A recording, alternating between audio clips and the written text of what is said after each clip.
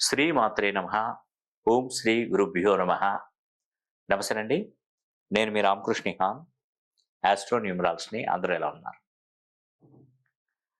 మరి ఈరోజు early morning లేచారా? బ్రహ్మముహూర్తంలో early morning బ్రహ్మముహూర్తంలో కనీసం సూర్యుడు ఉదయించక ముందైనా మీరు లేవాలి. ఈ ఒక్కరోజు సూర్యుడు ఉదయించక ముందైనా ఈ ఒక్కరోజు లేచి చక్కగా తలస్నానం చేసి, ఇక దగ్గరలో దేవాలయాలు కనుక ఉన్నట్టయితే మీరు మహావిష్ణు అంశము ఎవరైనా కూడా, ఏ దేవుడైనా పర్వాలేదు, ఉత్తర ద్వార దర్శనం అనేది కూడా ఈరోజు చక్కగా చేసుకోండి. లక్ష్మీదేవి అనుగ్రహం అనేది కూడా కంపల్సరీ కలుగుతుందండి. ఇప్పుడు నేను ఒకటే చెప్తున్నానండి. నా దగ్గర కరెక్షన్ తీసుకున్నటువంటి వాళ్ళు ఇప్పటి వరకు కొన్ని వేలలో కోట్లు సంపాదించారంటే మీరు నమ్మడం అనేది ఉండదు.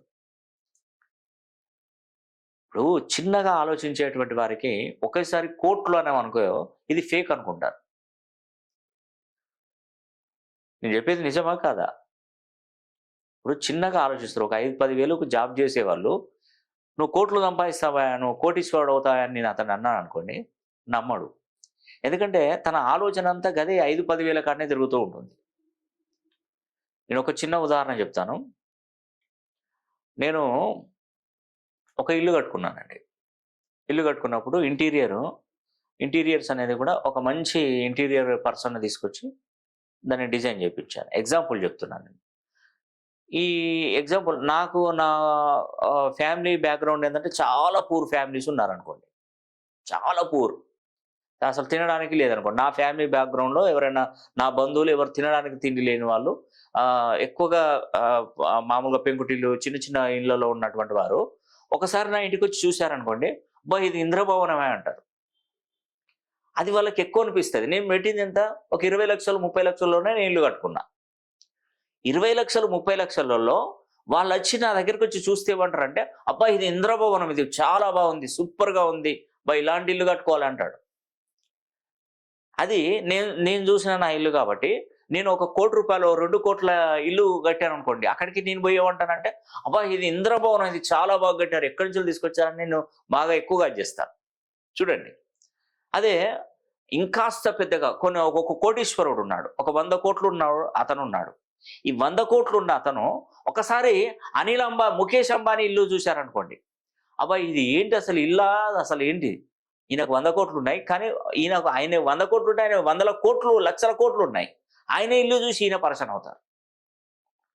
అంటే ఇక్కడ చూడండి, మనం ఇప్పుడు ఈ చిన్నగా ఆలోచిస్తున్నాం కాబట్టి, ₹1 అంటే అబ్బా ₹1 అంటాం. ₹1 100 కోట్లు సంపాదించిన ₹1 లెక్క. అదానీ ఉన్నాడు ఇప్పుడు, అదానీ గ్రూప్స్ ఉన్నాయి.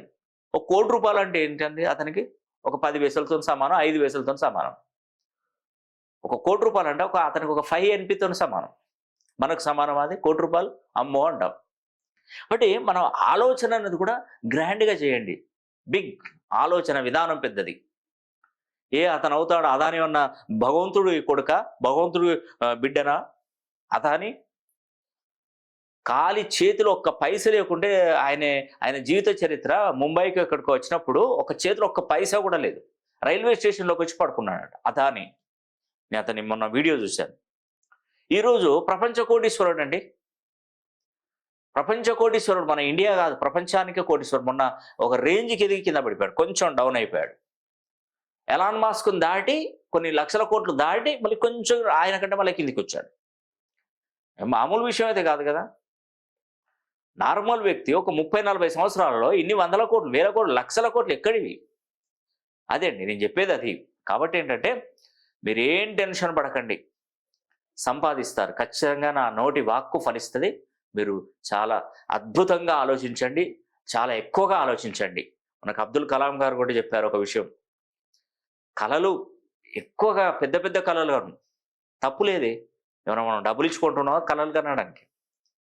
కానీ ఆ కళలు సహకారం చేసుకోవడానికి నువ్వు ప్రయత్నించు అని అబ్దుల్ కలాం గారు చెప్పారు. నిజంగా గొప్పవాడు. అవుతారండి, ఖచ్చితంగా అవుతారు. చిన్నగా ఆలోచించకండి, మంచిగానే ఆలోచించుకోండి, బాగుపడతారు ఖచ్చితంగా. నేను చెప్తున్నటువంటి 12 రాసులు మరి ఈ సుదర్శన హోమంలో మీరు తప్పకుండా పాల్గొనాలి. ఈరోజు సాయంకాలం 4 గంటల వరకు మీకు ఛాన్స్. స్వామివారు నివేదన చేసుకుంటున్నారు, స్వామివారు నివేదన తీసుకుంటున్నారు. మనం ఇవ్వాలి స్వామివారికి, నాకు ఈ సమస్యలను తీర్చండి అని చెప్పి. ఆ సుదర్శన హోమం నేను నేను హోమం చేసినప్పుడు ఇంటి దగ్గర ఉండి మీరు చక్కగా వేడుకోండి స్వామివారిని. తప్పకుండా మీకు శుభ ఫలితాలు వస్తాయండి. రాకపోతే నన్ను వచ్చి అడగండి. సుదర్శన హోమం కూడా కుంభరాశిలో శని ఉన్నప్పుడు ఈ సుదర్శన హోమం జరిపిస్తాం. ఎంత చక్కటి, మళ్ళీ నెక్స్ట్ ఇయర్ ఇంత ఛాన్స్ ఉండదు మీకు. ఇది శోభకృత నామ సంవత్సరం. శోభాయమానంగా వెలిగి పొందుతారు, మీరు వెలుగొందుతారు శోభాయమానంగా. శోభకృత నామ సంవత్సరం, శుభకృత నామ సంవత్సరం కూడా చాలా అద్భుతం. ఈ 2 జంట నామ సంవత్సరాలు ఎంత చక్కటి నామ సంవత్సరం అంటే అంత చక్కటిది.